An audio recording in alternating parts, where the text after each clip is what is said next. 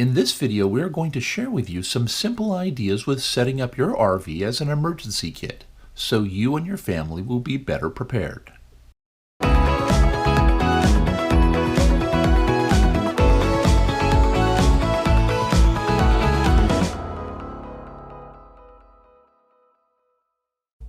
Well, hello and welcome.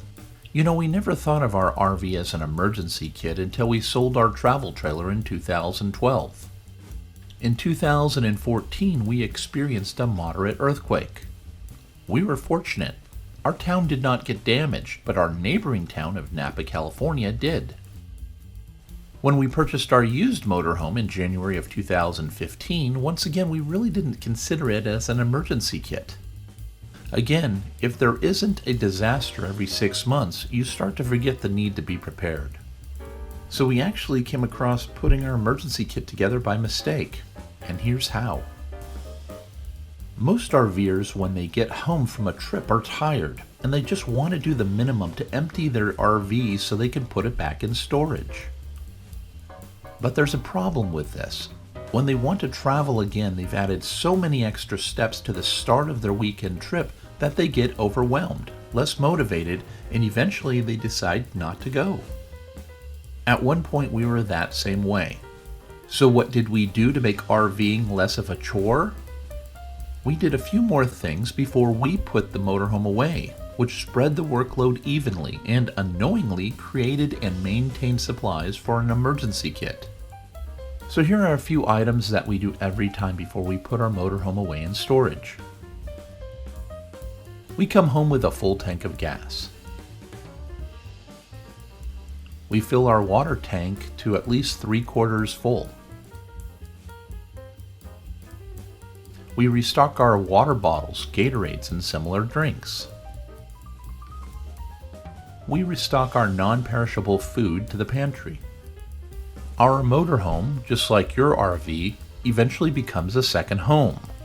And so other items we have duplicates and just keep in the motorhome. These include our bedding, towels including both bath and kitchen. 2 or more changes of clothing include jackets and sweatshirts. Toiletries including a duplicate razor, toothbrush, toothpaste, and shampoo. Duplicate medication, both over-the-counter and limited prescription. A non-working duplicate cell phone. Just remember that all non-working cell phones can still call 911. In fact, the old phones can still call their original cell phone carrier. So in the event you lose your phone, you can have your service transferred. Cooking supplies like pots, pans, and utensils. Eating supplies like dishes and silverware. Cleaning supplies like spray cleaners. A basic first aid kit. Hidden credit cards and cash to be used in case of an emergency. Someone asked us about propane. We don't fill it up each time unless we're below 1/4. We have a 10-gallon built-in tank, and we have a separate 4-gallon propane tank that we use for our portable fireplace. So in our case, we feel that is plenty. With a filled 75-gallon tank, this also gives us access to our generator for other options, like heating water with our coffee maker. Again, what is hoped for in this video is that you make a few simple changes to your type of RVing, and just restock your supplies when you get home, rather than do it just before your next trip. This way, you'll be better prepared in an emergency.